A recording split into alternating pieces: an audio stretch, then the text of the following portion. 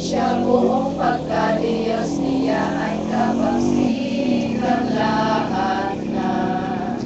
At bagamat naghiwalay ang kaluluwa at katawan, ay ang buong kadiyusan niya at kapangyarihan nakapangilang ibig ng ipakilala sa tao at ipakita buong pagka-Diyos niya naman sinsampalataya sa bulang kaluluwa. Sapagkat nagkasalanan tayo ng kaliwanagan, kaya nga pinanaugan ng bebo at pinarunan ng ito ng mga banal. Doon naman ay kasama tanang angheles sa gloria. Nagpupurit at sasaya at sila ang nangunguna sa mananaw ng Victoria.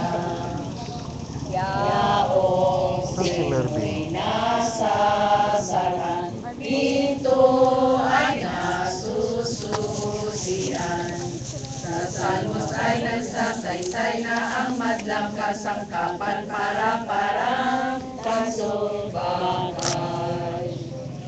Ay napasok na ng mananakop sa sala.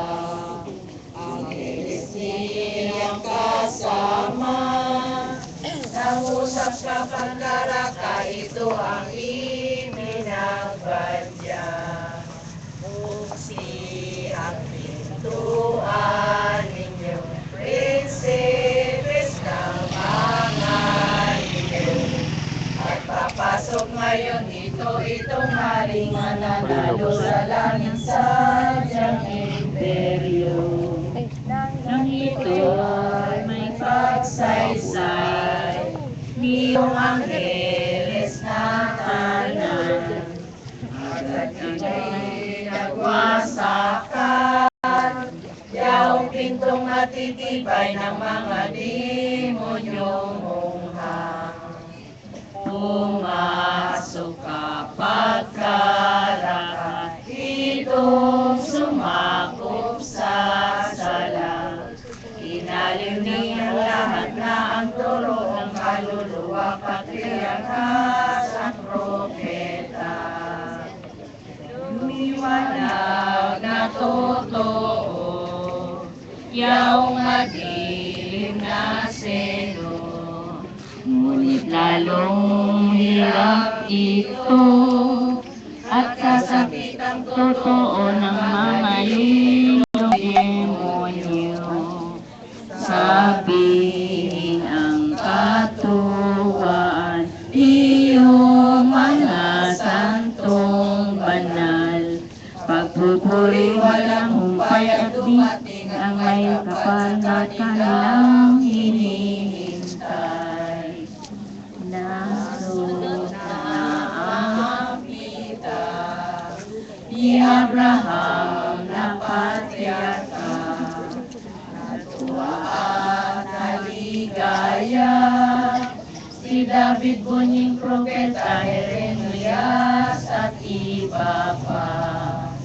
Ano pat ganap na ganap ang tuwa't pasasalaman sa sumakop at ang hirap at alin nilang matalas doon nakapangumusa ng gusto na't walang kulang, maganap ang tatlong araw ng kaniyang pagkamatay, sumilig na sa katawan, kaluluwa niyang mahal.